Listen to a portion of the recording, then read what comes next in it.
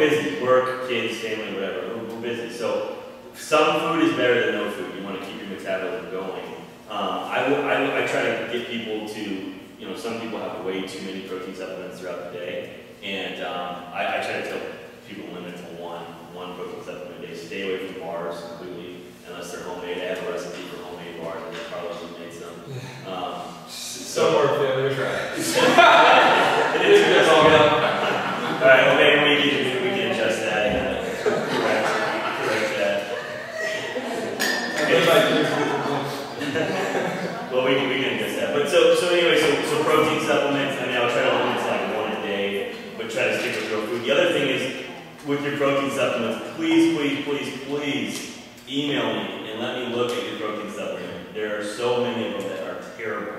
Okay, they are terrible. There's literally. There's a study last year, EAS and Myoplex and what was the other one? Muscle milk.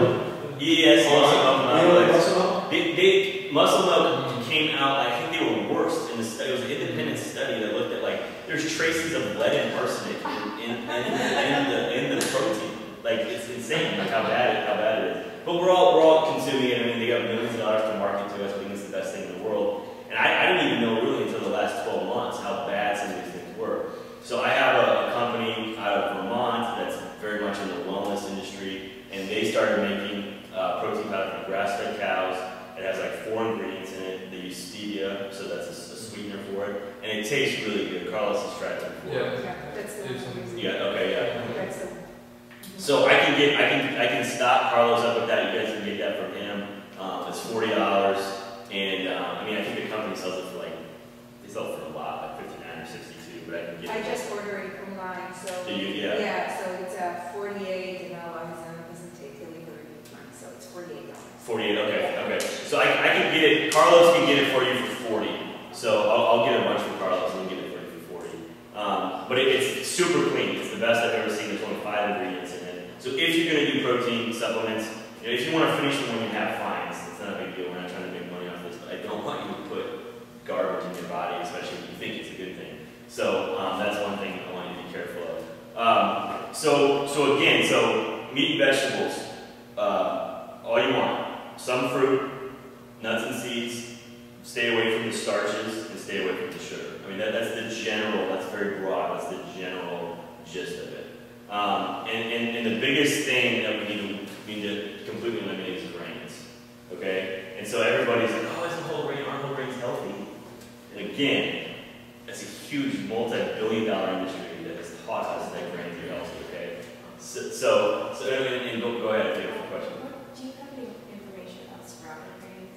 Yeah, I do have some information about sprouted grains. I mean, they're better than the processed, but there's still issues with them. So there's a ton of research, and again, it's not mainstream, but I'd be happy to send it to anybody who wants to read it, that talks about why grains are bad. And there's 3 general reasons, and then under that there's about 10 more scientific reasons. I mean, you can't get into it if you want. But the first one is that they basically, grains actually have a number of anti-nutrient properties to them. So when you put them in your body, this is oversimplifying it completely, but I'm just going to try to explain it this way. A grain was essentially a seed at one point. Okay, so seeds are meant to grow and to steal nutrients and to grow. Okay, steal nutrients out of the soil. So you're putting these grains into your body. And this is even like the high quality grains. This isn't even like the problems with the processed breads and flours that people store. This is like high quality grains.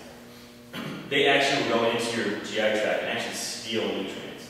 So calcium, magnesium, all these things. I mean, there's lots of research to show that it actually steals nutrients. They're anti-nutrients. Okay, so that's the biggest thing.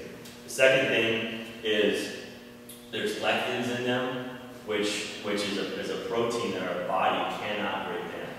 Okay, so you've heard of like the craze for grass-fed beef, and the reason is because cows are mammals. Like we can't, they cannot break down grains, and so when we feed them grains and feedlots and stuff, they get super fat and they get sick. But farmers make money off how much the animal weighs, and so they're making the animals as fat as possible, We're taking milk out of them all along, and then at the end of their life they get really sick. We need to keep them alive for another 6 months, so we're we're shooting them with antibiotics, we're shooting them with other sort of steroids, growth hormones. I mean, it's terrible, like, once you really understand what's going on, and then we eat the meat, okay? So grass-fed beef has had a craze because it's actually feeding the animals properly. You know, cows are meant to graze and to get sunlight and to eat grass and not grains. Well, we're the same way.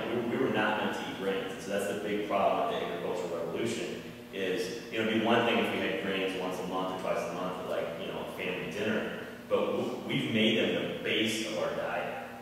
You know, the food pyramid, which is the worst possible thing in the world, has made them the base of our diet. Why? Because there's so much money in farming and agriculture and all these things that produce revenue and tax dollars. So, okay, so back to why we can't eat them. They're anti-nutrients, they have lectins in them, which is a protein that our body cannot break down.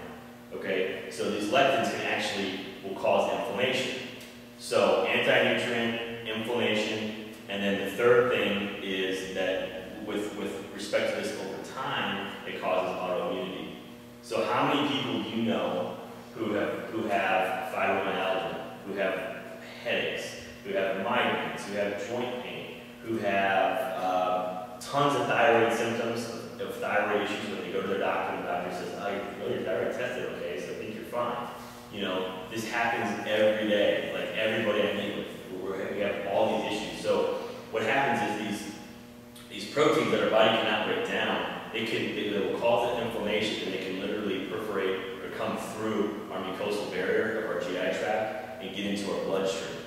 Okay, so then our body, 80% of our immune system is in our GI tract, and so when these proteins enter our bloodstream, our immune system turns on and says, we have an invader, let's get it. And so our immune system does its job, and it essentially kills, or goes after these proteins.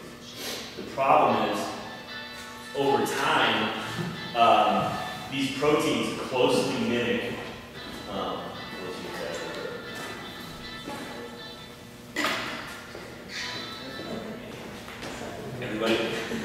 everybody's got the same one.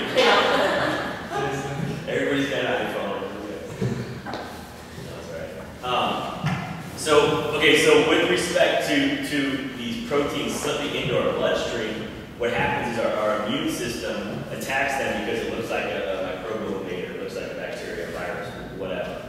So turns on our immune system. Our immune system starts working overboard, and then the next time it happens,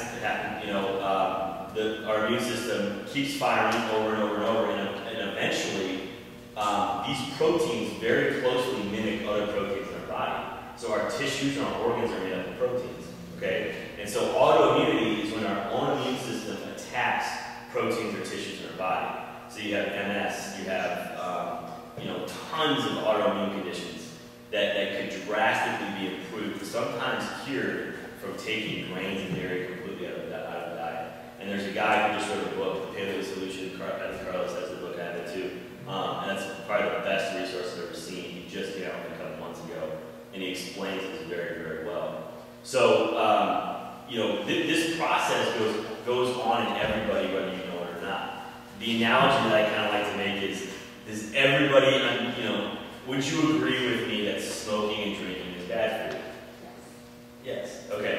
But do you know some people that smoke and drink every day and live to 80? Yes. Of course, we all do. We all have that grandfather who we have stories about. And however, do you know some people that drink and smoke every day and die at 40 of liver failure? Yes. We've heard stories that we don't know. So grains are very similar. We are not meant to consume them. They are hazardous to our body. Some people might eat them their whole life and live a healthy life. There's deterioration, there's minor inflammation, but it might not really change their life or kill them. There's other people that it will drastically hinder their lifespan and cause disease and other sorts of illness. And even if it's not like illness, it's not living as healthy